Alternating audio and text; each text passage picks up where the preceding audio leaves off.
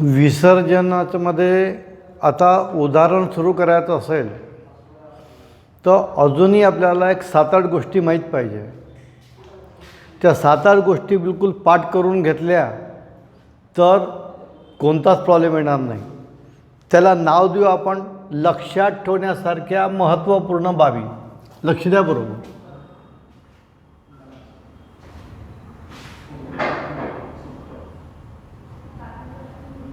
लक्षात ठेवण्यासारख्या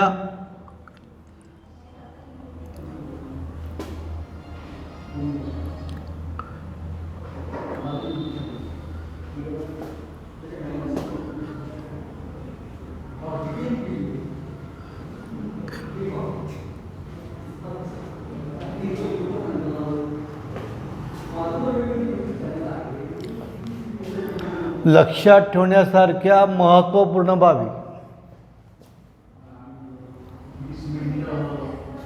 पहिली गोष्ट,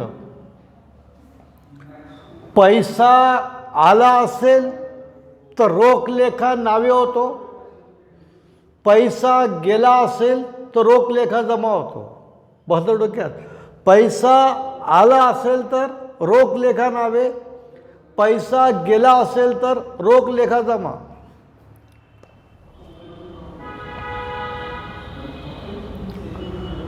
पैसा आला असेल तर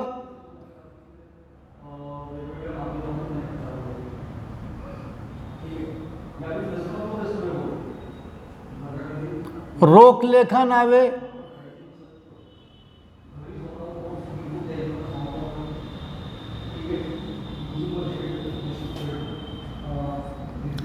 पैसा गेला असेल तर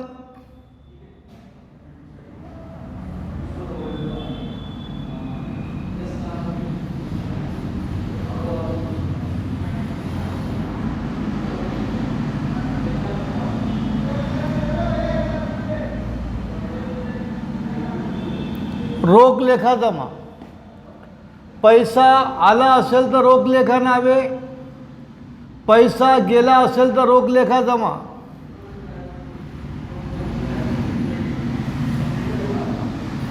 दुसरा पॉइंट, संपत्ती जर दिली असेल तर संपत्ती विकून पैसा येतोच. देता जर दिलेली असेल तर देताचं शोधनच होईल. लक्षात ठेवायचं.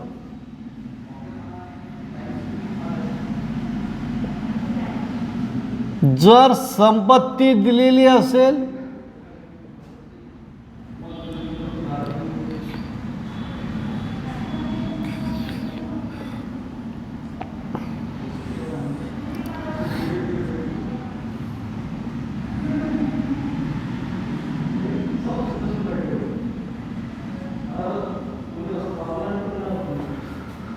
संपत्ती जर दिलेली असेल तर संपत्तीपासून पैसा येतो.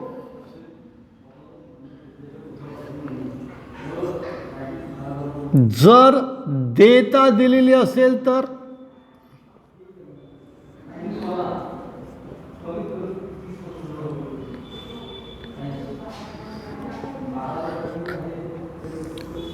जर देता जर दिलेली असेल तर देताचं शोधनच होते.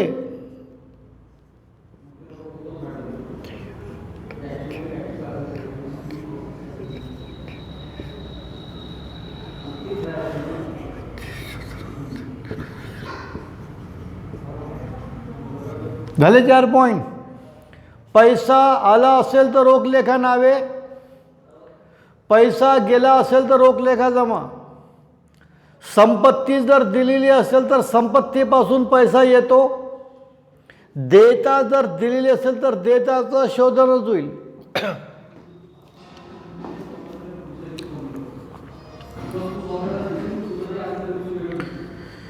कोणत्याही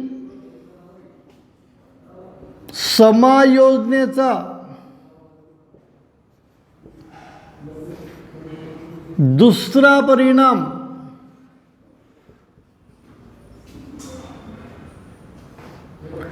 कोणत्याही समायोजनेचा दुसरा परिणाम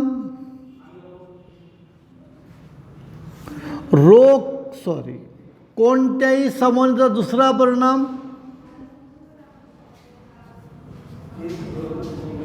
रोखीकरण लेख्यावर होईल.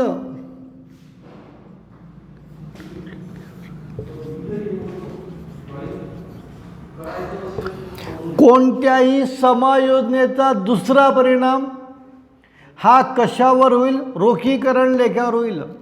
राहील 5 मुद्दे. सांग.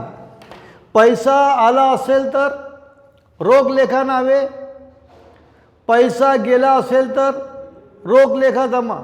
सांग. पैसा आला असेल तर रोख लेखा नावे, पैसा गेला असेल तर रोख लेखा जमा. जर संपत्ती जर दिलेली असेल तर संपत्तीपासून पैसा येतो, कारण संपत्ती विकल्या जाईल, विकून पैसा येईल.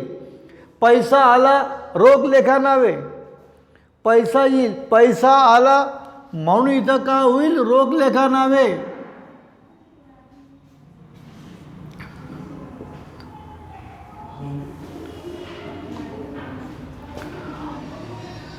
आणि जर देता जर असेल तर देताचं शोधनच होईल. शोधन केल्यामुळे पैसा गेला, पैसा गेला म्हणून रोख लेखा जमा होईल.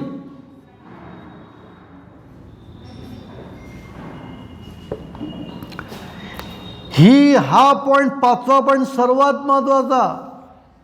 कोणत्याही समायोजनेचा दुसरा परिणाम हा कशावर होईल? रोखीकरण लेख्यावरच होईल. उदाहरणार्थ, रोख लेखा नावे झाला तर रोखीकरण लेखात जमा होईल. रोख लेखा जमा झाला तर रोखीकरण लेखा नावे होईल. भांडवल लेखा नावे झाला तर रोखीकरण लेखा जमा होईल. भांडवल लेखा जमा झाला, रोखीकरण लेखा नावे होईल. पुन्हा पहा, कोणत्याही समायोजनेचा दुसरा परिणाम कशावर होईल? रोखीकरण लेख्यावरच होईल. कसा होईल? रोख लेखा नावे झाला तर रोखीकरण लेखा जमा. रोख लेखा जमा झाला तर रोखीकरण लेखा नावे. भांडवल लेखा नावे झाला तर रोखीकरण लेखा जमा. भांडवल लेखा जमा झाला तर रोखीकरण लेखा नावे. कोणत्याही संबंधीचा दुसरा परिणाम कशावर होईल? रोखीकरण लेख्यावरच होईल. हा मुद्दा सर्वात डोक्यात फिट करून घ्या. आता सर्वात महत्त्वाचा नियम, भांडवल लेख्याचा नियम.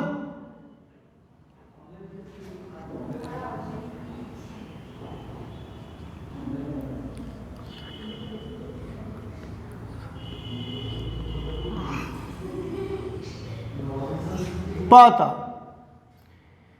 एखाद्या भागीदाराने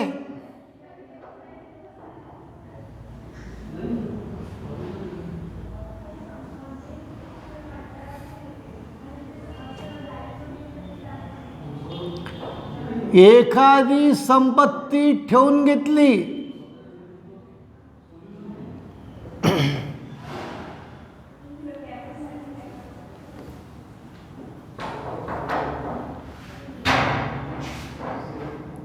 एखाद्या भागीदाराने एखादी संपत्ती ठेवून घेतली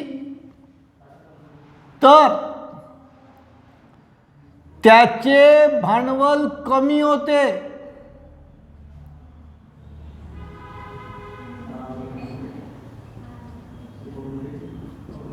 भांडवल कमी होते म्हणून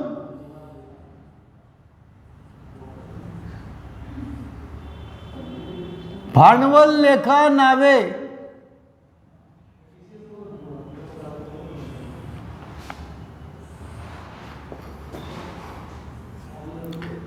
एखाद्या भागीदाराने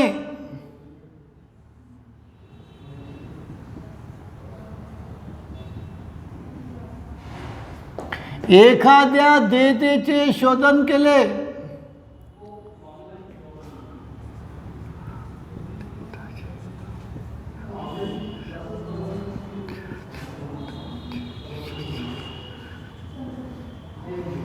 एखाद्या भागीदाराने एखाद्या देयतेचे शोधन केले तर त्याचे भांडवल वाढते.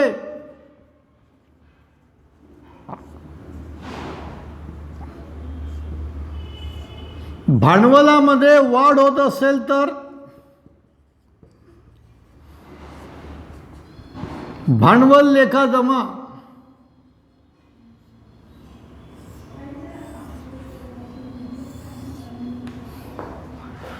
भांडवल कमी होत असेल तर भांडवल लेखा नावे, भांडवलामध्ये वाढ होत असेल तर भांडवल लेखा जमा झालं. मग भांडवल लेखाचा नियम काय नियम तयार झाला? भांडवल कमी होत असेल तर भांडवल लेखा नावे,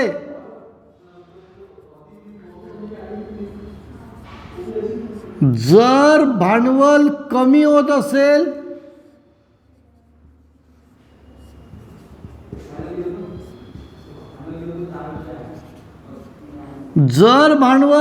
होत असेल तर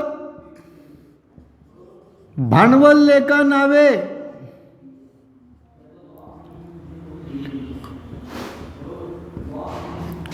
जर भांडवलामध्ये वाढ होत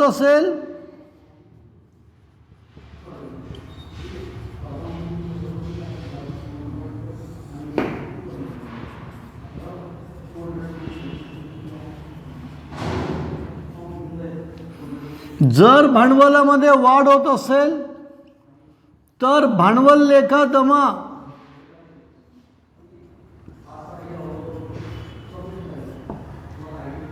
भांडवल कमी होत असेल तर भांडवल लेखा नावे, भांडवलामध्ये वाढ होत असेल तर भांडवल लेखा जमा. हा सर्वात महत्त्वाचा नियम आहे, लक्षात ठेवता. किती मुद्दे? 6 मुद्दे. हे 6 पॉईंट तुझ्या डोक्यामध्ये फिट बसले पाहिजे. हे पहिले 4 तर सोपे आहेत एकदम. पैसा आला असेल तर रोख लेखा नावे, पैसा गेला असेल तर रोख लेखा जमा. जर संपत्ती, उदाहरणामध्ये संपत्ती दिलेली असेल तर संपत्ती विकून पैसा येतो, पैसा आला असेल तर रोख लेखा नावे. जर दिलेली असेल तर देताचं तुम्हाला शोधनच करावं लागेल, म्हणून पैसा गेला म्हणून रोख लेखा जमा होईल. कोणत्याही सामान्यता दुसरा परिणाम रोखीकरण लेखावरच होतो. भांडवल लेखाचा नियम आहे, भांडवल कमी होत असेल तर भांडवल लेखा नावे करावा, भांडवलामध्ये वाढ होत असेल तर भांडवल लेखा जमा करावा. हा भांडवल लेखाचा नियम झाला. आता त्याचे 2 एक्झाम्पल दिले तुम्हाला. एखाद्या भागीदाराने एखादी संपत्ती ठेवून घेतली तर त्याचं भांडवल कमी होते. भांडवल कमी होत असेल तर भांडवल लेखा नावे करायचा. आणि एखाद्या भागीदाराने एखाद्या देयतेचे शोधन केले तर त्याचं भांडवल वाढते, म्हणून भांडवल लेखा काय करावा? जमा करावा. झालं एवढं? काही अडचण? हे 6च्या 6 मुद्दे बिलकुल मुखपाठ समजा असेल तरच आपल्याला उदाहरणं समजतील. उद्यापासून आपल्या उदाहरणाला सुरुवात होईल. ठीक आहे.